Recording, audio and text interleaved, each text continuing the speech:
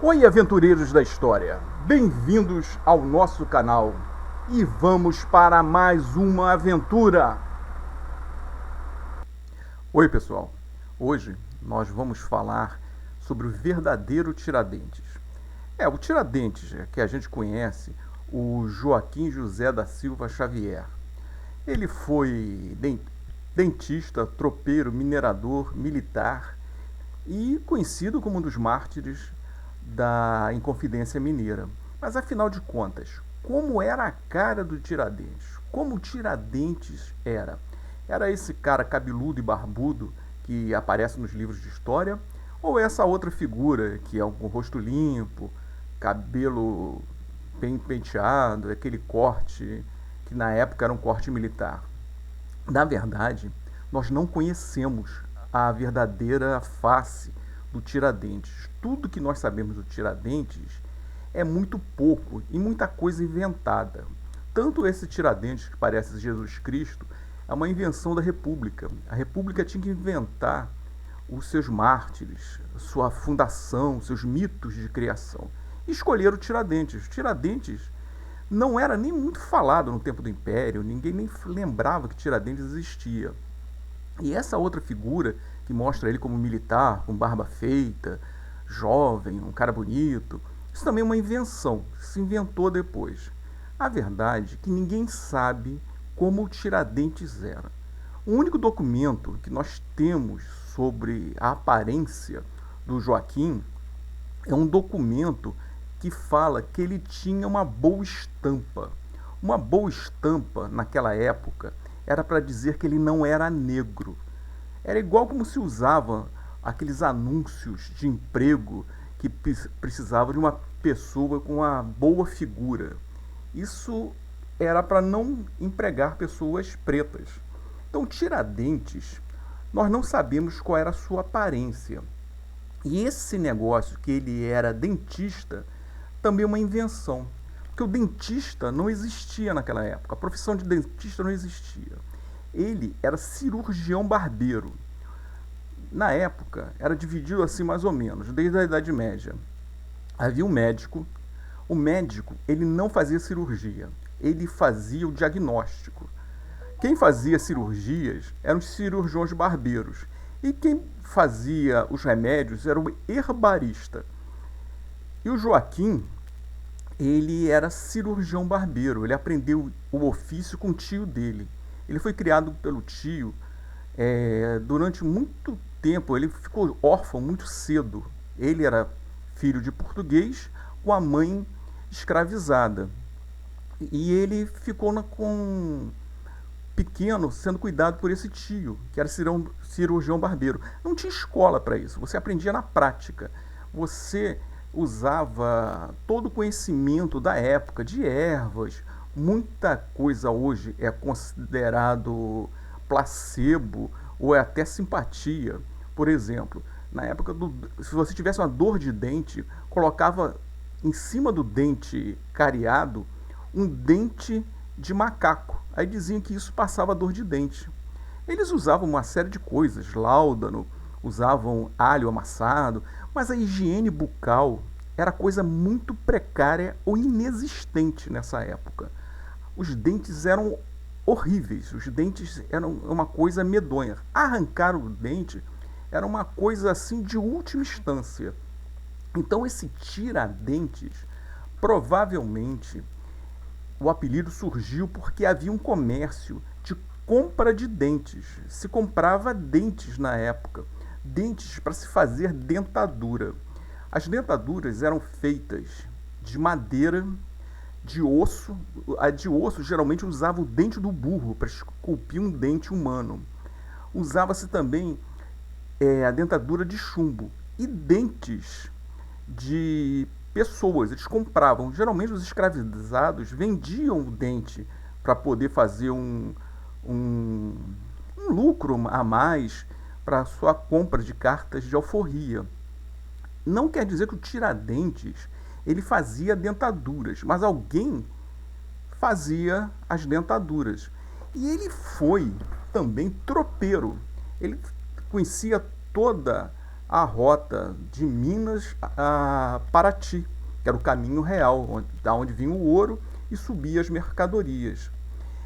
Ele foi comerciante, ele trabalhou em mineração, ele também sabia trabalhar com agrimensura, medir o terreno, ele sabia fazer essas coisas.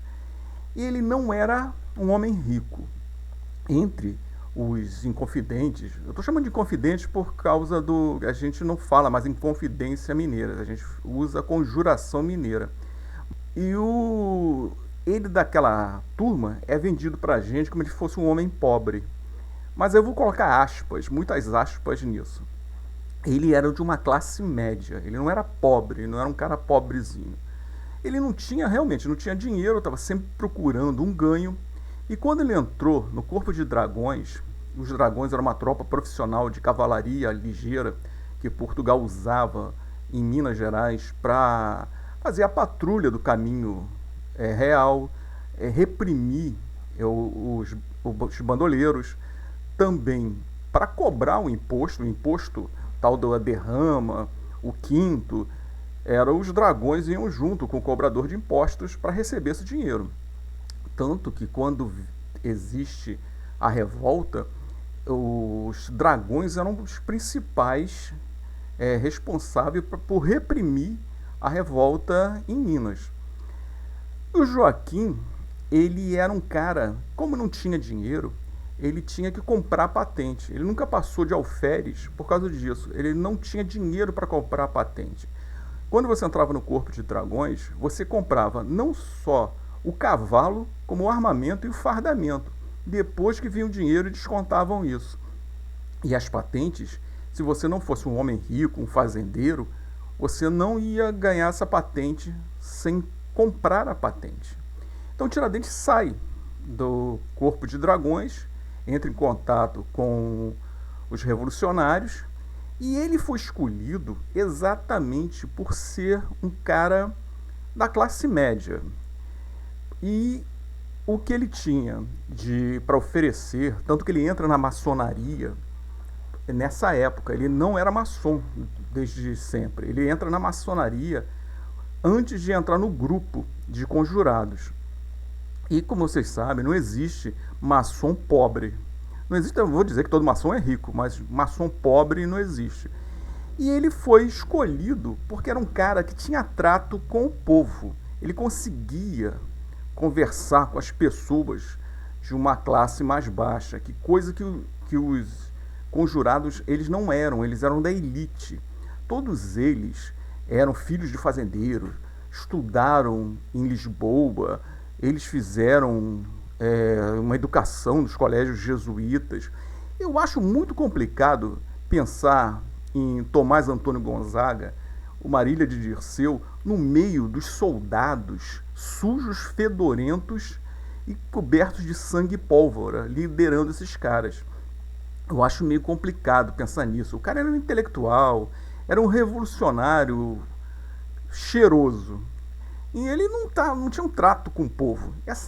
Isso era coisa de Tiradentes. Porque o Tiradentes, como ele foi tropeiro, ele conhecia todos os caminhos que levavam de Minas até Paraty. Como foi minerador, ele também foi contrabandista. Ele sabia como contrabandear ouro e trazer armas para Minas Gerais pelo contrabando. Também era profundo conhecedor de medicina, já que ele era cirurgião barbeiro. Ele sabia como cuidar de feridos, como cuidar de um ferimento grave.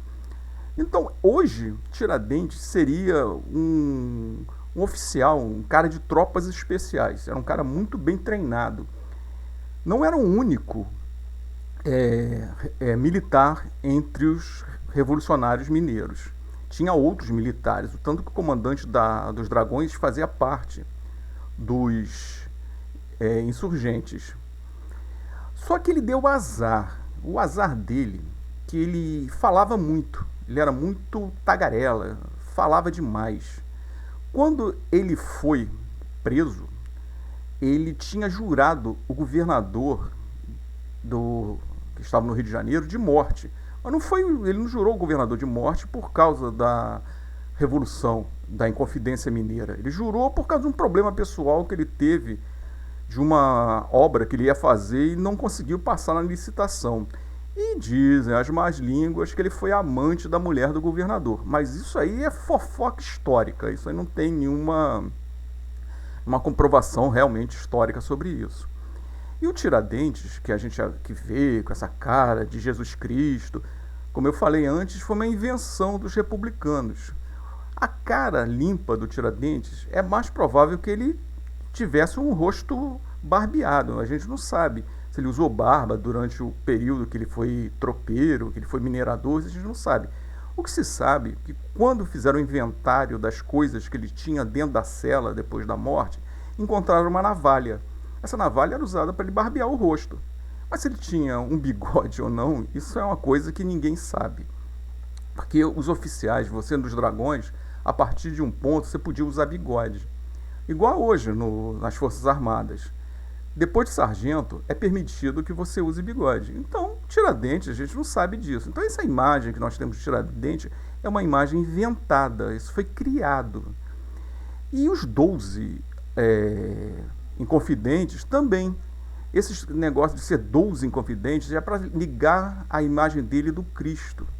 Tanto que existem outros inconfidentes. Até mulheres participaram da conjuração mineira. Então essa coisa que eram 12 inconfidentes, até acharam Judas para ele, que é o xará dele, o outro Joaquim, só que é Silvério dos Reis. O Silvério dos Reis, para quem não sabe, ele é o tio-avô do Duque de Caxias. É um pequeno detalhe que todo mundo não fala nos livros de história. A pessoa esquece de mencionar esse negócio, que ele era o tio-avô do Caxias. Então a gente não sabe direito como era o Tiradentes, se ele era isso, era aquilo, era alto ou baixo.